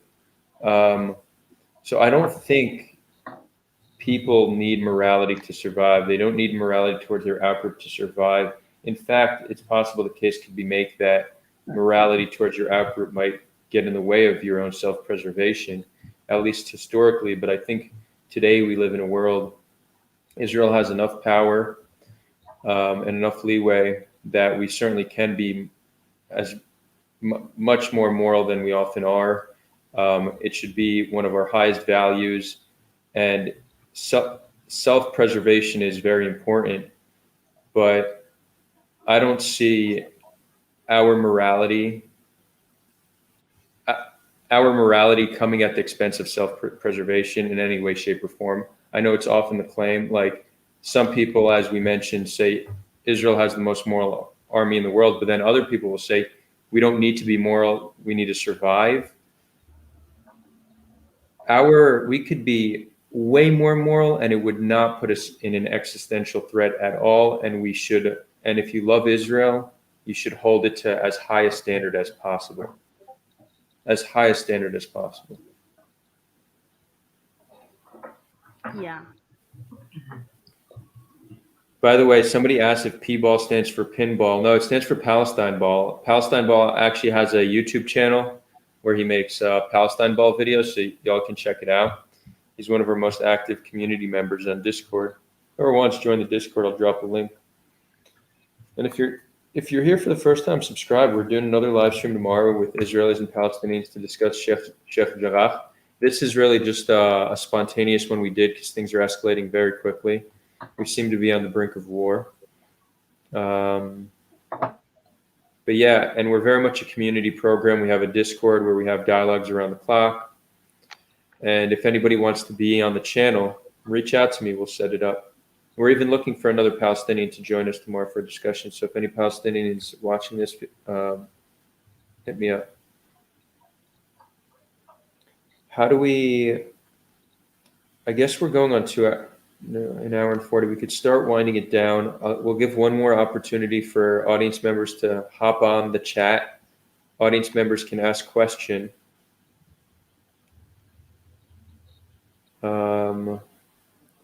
We'll take some questions if someone else wants to hop on, and then we could share final thoughts, how we think we can de-escalate the situation.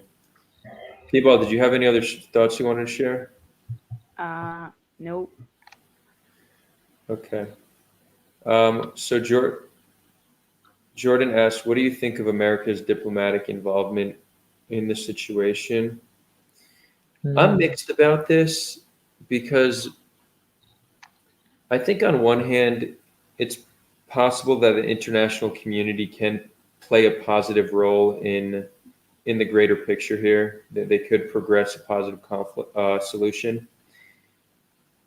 But America is a tricky country because if you look at their history of foreign policy all over the world, and really especially in the Middle East in recent years, they don't have a great record for making this place a more peaceful place. And they also, other countries generally, like it's not coming from an altruistic place. That's not how nations function. Like nations aren't saying, oh, we need to solve the Israel-Palestine conflict because we care.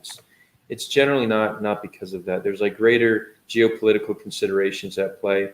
And often those geopolitical considerations are not in line with what the people on the land want. So I'm open to external help, but I think we need to be skeptical.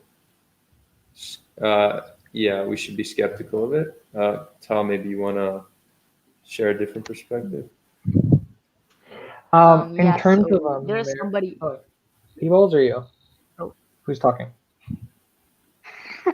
People, you wanna go? Wait, people, what were you no, saying? like there's a question. Like if at all, if you have something to say, just go on. Yeah, let Tal go, and then we'll bring up the question you want, people. Okay. Yeah. No, I was just No, going to say somebody that. in the chat. I'm so confused. Somebody in the Wait. chat. No, Tal, all you. Tal, all you. Me? Wait, people, are you okay? I'll go first. Yeah. Yeah. Go on. Okay. In terms of America's support for Israel, just as Adar said, people have this weird sense that it all has to do with, being a good person and the moral equivalent. It doesn't. At the end of the day, every single country has its own, interests and things that it wants to do. I could use Israel as a great example, my own country where I live. A few years ago, Israel would constantly talk about the human rights abuses going on in Saudi Arabia.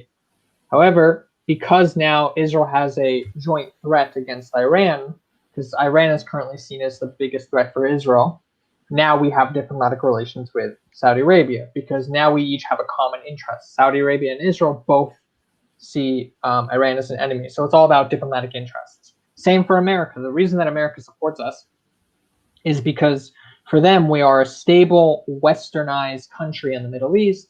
So it's easy for them to use us as a staging ground for things that they want to do in the Middle East and their own interest to put forth. A really good example of understanding that this is all down to politics is that in the UN resolution for the mandate for the resolution, I just forgot the exact name for it, in 1947, both the USSR and America both voted in favor of the establishment of the Israel and Palestine side by side in the mandate in 1947, which was unprecedented for both of these countries to do so.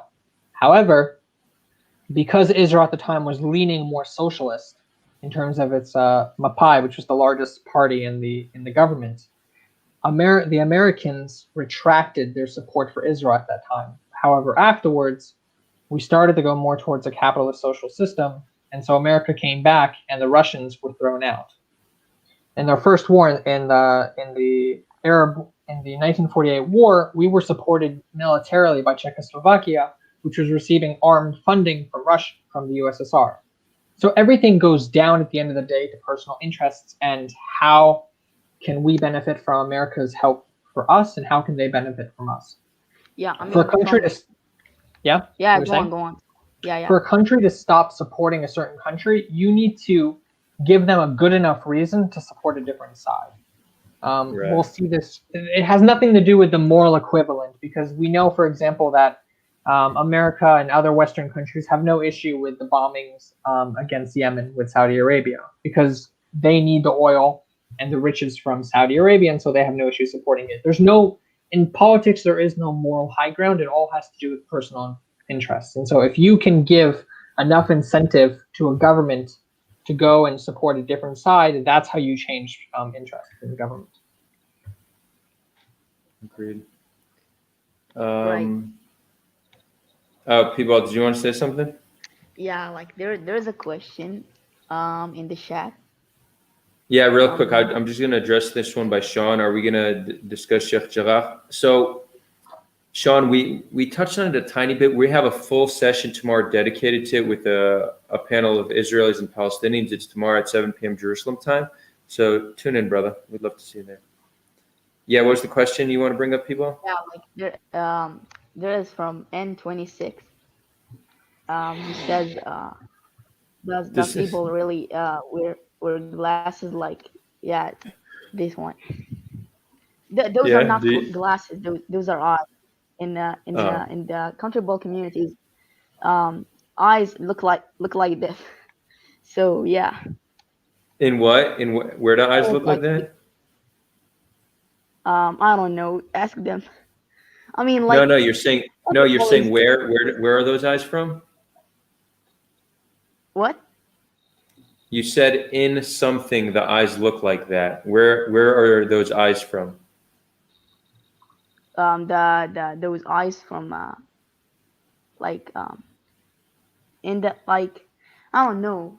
It's like the country ball community just Oh, those it's a this country style. So ball yeah, thing. Okay. yeah. Yeah, N26. Come on, bro. Or sis, get with the program. This is a country ball eyes, not glasses. Just I think an important thing I'm going to reply to Zor. He talks about if you can bring it up. Yeah, I wanted to answer this one real quick. Yeah. Hassan Sharif, Adar, the solution is there should be a state with a different name and a different That's a different flag question. where they live as one nation, no Israel or Palestine. The problem with this is that you're taking something that is very dear to most people, right? Most Israelis have a very strong sense of national identity. Most are willing to kill or die for that national identity. And it's the same exact for Palestinians. So it's essentially working against something so strong, stripping away such an important part of our identity, that is probably the path of most resistance. When looking for solutions, we should try to look for paths that already have momentum to them, and work with existing momentum. It just seems like a more effective way. Maybe Tal P-Ball have a different perspective on that.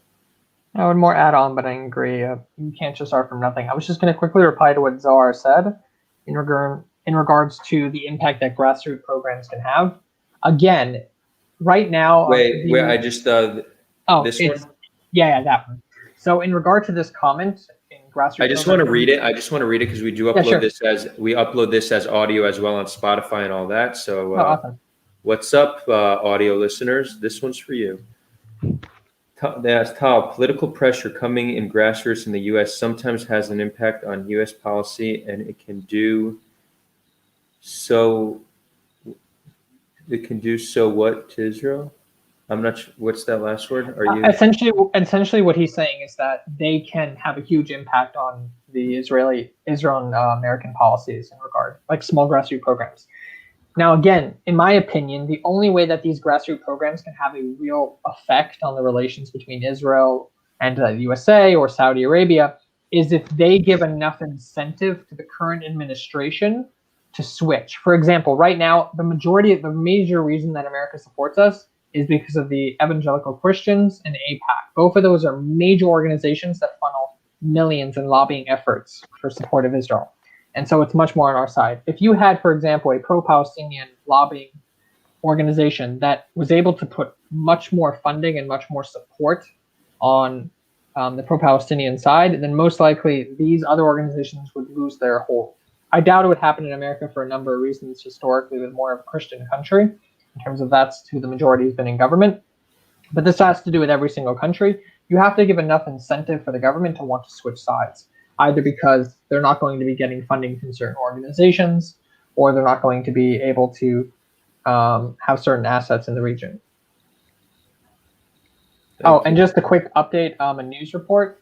The Islamic Jihad in Gaza said that if Israeli forces don't leave the Temple Mount in the next 2 hours, they're going to respond, most likely with rocket fire again.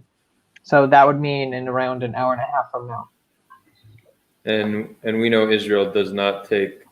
They generally don't listen to those threats. They kind of laugh it off. So we should expect a night of many rockets and aerial bombardments, which is tragic because we know that there's going to be a senseless loss of life. I just learned something new. The word that Zohar used, WTR, people in the chat have now kindly informed me that some are saying it means with regards to, some are saying with respect to. So there's a disagreement, but I guess they're similar enough that both work. And how the hell did I not know that? Is that a thing, really? You learned something new on Sulha. For sure. Is that really a thing? WTR with regards to? Okay, I feel sophisticated now. Sean is asking, how do Israelis feel about Biden? I have a couple Israeli friends who love Trump, even though many of his supporters are far-right or neo-Nazis. Is this selective memory thing or true connection? So the way it works for Israelis, as well as I'm imagining all other countries, people don't care. So America being the world superpower, generally every country has an opinion on an American leader because they, in one way or another, America's presence in this world affects most countries. America is Israel's greatest ally, so obviously Israelis care about who's leading America. But they couldn't care the least bit about how that president is for domestic issues. They care about how that president is for Israel. That's generally how it works. There are some that, like my grandma, for example, who recently passed away, rest in peace, but she was super right wing, like borderline racist even towards Arabs. And she thought Trump was like the biggest moron ever. Like she would talk so much shit about him. She's like, she didn't understand how such an idiot, this is where he was, how could such an idiot ever get elected? So there are some people like that, but by and large, most Israelis did like Trump because he moved the embassy to Jerusalem. He was very pro-Israel in his rhetoric. He was the first U.S. president to recognize the Golan Heights as part of Israel. So he did a lot of things that would make Israel or pro-Israel people really supportive of him. Biden look, here's the thing. All presidents have been pro-Israel. Like even Obama was accused of being anti-Israel, but even the aid packages he gave Israel or vetoing certain UN resolutions, I don't really think there's as big a difference as many people make it seem when it comes to U.S. presidents. But it's true that the rhetoric in the Democratic Party is more critical of Israel than in the Republican Party. So it seems most Israelis would tend to support Republican candidates more. It has nothing to do with any domestic issue in the United States. Tal, you started saying something? No, I agree with you. At the end of the day, the reason that a lot of more of the right-wing Israelis, it's more right-wing Israelis that would support Trump. It has nothing that no one cares about his rhetoric in America. No one cares about his policies in the States. All that matters to them is what he does for Israel. And for them, the fact that he moved the embassy and the recognition of the Golan Heights is very positive in their eyes, and therefore they supported him. That's it. Yeah. Mohammed Hamdan goes, Israel civilians and Palestinian civilians should unite in solidarity and protest for peace. Enough is enough of this nonsense. It hurts just watching you people. Amen, brother. I agree. Except the you people can come off as a little bit generally like when you're hating on a group, like group hate, racism, sexism, all that type of stuff, they often use you people. I know that's not what you intended, but that's kind of the trigger it caused for me. Anyways. Yeah. Let's see, any more questions?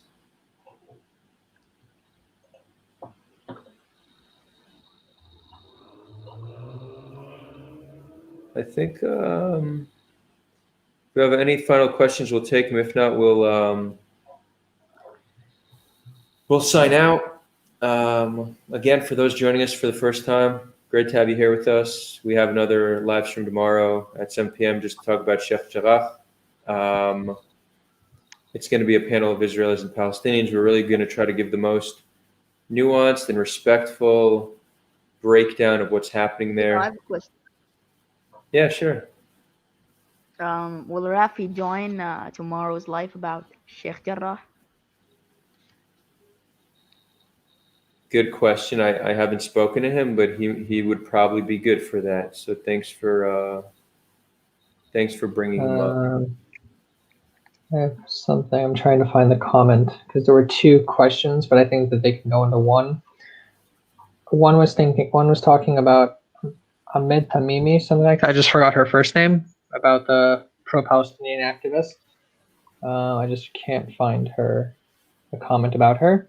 And the other one was talking about Ben Goldstein, who is a right-wing activist in the settlements. So this would just be a quick thing. I think that both of them are fighting for the causes that they believe in. This goes back to what I was saying about how people see an end. For Ahmed Tamimi, okay. For Ahmed Tamimi, for her, the way that she sees the conflict, as much as I know, I don't follow her on a daily basis, so I can't tell you, is she sees eliminate the occupation, the military occupation of the Palestinians, and establish a Palestinian state. I'm not sure if she's just saying in the West Bank or all of current day Israel, but that's her goal. Ben Goldstein's goal is a reestablishment of the Jewish state, of how, 3,000 years ago, Jewish presence on the land, entire Jewish control. Both of those viewpoints that's how they see peace in the future. And so it's important that when you're watching their content to be aware of the fact that this is how they see the end. And so they're going to present things in a certain light. In terms of how you're going to view their content, I don't think that you should immediately think that, because she's pro-Palestinian or because he's pro-Israel, I shouldn't listen to what they have to say. But when you're listening to what they have to say, understand their objectives and what their plan for peace is in the future when you're watching them. But they both fight for what they believe in. Awesome. Okay. Cool. I see one more. No, nothing. Okay. So yeah, we're going to do another one tomorrow at 7 p.m. Jerusalem time. We have another debate Thursday. We do sometimes discussions like this, sometimes solo live streams, sometimes debates. On Thursday, we have a debate between someone who helped write the IRA definition of anti-Semitism, which is the leading definition, and somebody who signed the JDA definition of anti-Semitism, which is the new controversial definition. So they're going to have a nice little debate. And we're just doing things every week. So if you like what you see, please subscribe. We're always happy for feedback, recommendations, criticism. Reach out. You can find my contact information in the description. You can find all our social media channels. And we're really just an inclusive, vibrant community where all people are welcome, unless you're an asshole, and then we kind of kick you out. But as long as you're cool and respectful, we like you. So all people are welcome. So in terms of the final thoughts, whatever you want to. So I was going to say, one, I was going to plug in the media analysis that I did on Sulha. I recommend watching it in terms of how to actually analyze the media, especially now with the conflict going on. It's important to see every single side, what the IDF is saying, what Hamas is saying, what pro-Palestinian, pro-Israel activists are saying on the ground, because each side is presenting a certain narrative, and for you to be able to get the full story, you need to follow all the different channels. And I present how to do this in a video that I did for Sulha. I just dropped it in the comments. It was a very good presentation. Yeah. And in general, I hope everyone stays safe. Arabs, Jews, Palestinians in Gaza, the civilians, I hope they're also safe. And I hope that everyone's okay, and that we can still hopefully get by this controversial period without a war, because there are no winners in a war. And so I hope that we're able to, go on without this type of conflict. Okay, awesome. So thank you, Tal. It's been great having you. Yeah. All you people. Will you I can't say that. No, you could say it. Will you host a Nazi? You asked if I host a Nazi. I've been talking about this. Yeah, we're going to bring on a Nazi, neo-Nazi. Here's our policy on bringing on people with hateful views. We don't bring them on for like a conversation. I would bring on a neo-Nazi for a debate. Why? Because I think the neo-Nazi position, unfortunately, it still exists. It might even be growing, and it's important to be able to see how to debate one and debunk their claims. So yeah, we might have one on the channel. I might do a one-on-one debate with them. It would be a demonstration on how to have a conversation with Nazis. I know it's controversial, but we're not in the business of shying away from challenging conversations. If the positions are truly detestable, then they shouldn't be so hard to debunk. And again, if you don't feel confident in your ability to debunk a Nazi, then don't engage with them publicly, because then they might, their cause might be presented in a positive light. So it's true, if you're going to platform somebody with hateful views, you want to be cautious with how you do it. But I'm confident enough in my ability to effectively debate a Nazi. Yeah, so sometime in the next month or so, we should have one on the channel.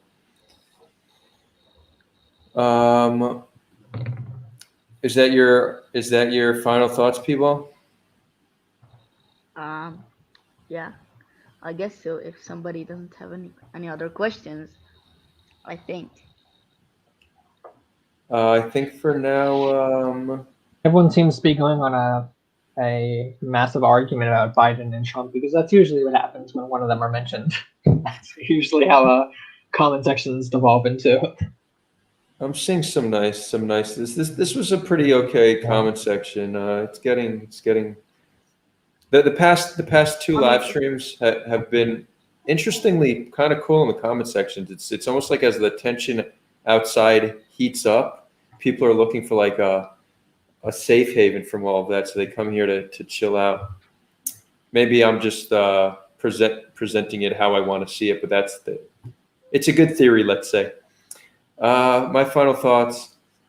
Look, everyone, we have some difficult days ahead. We are gonna lives will be lost. They will, and it's tragic.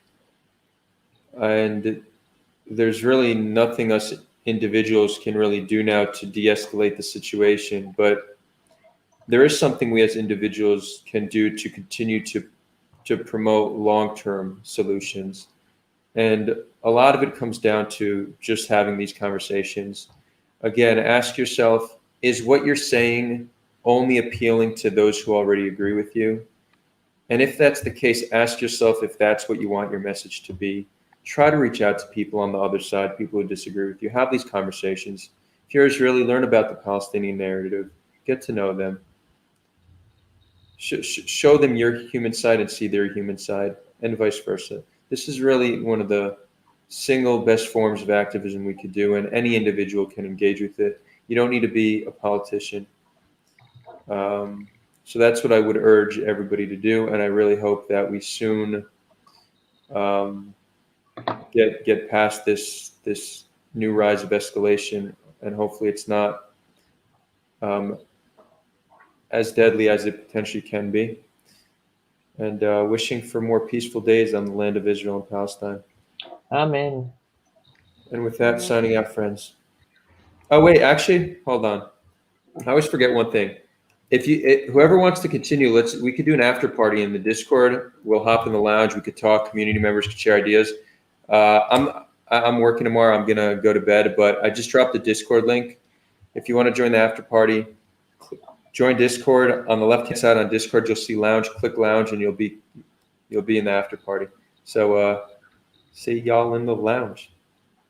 See ya. And Tal and P. Wolf, thank you. You both Of were course, great. anytime.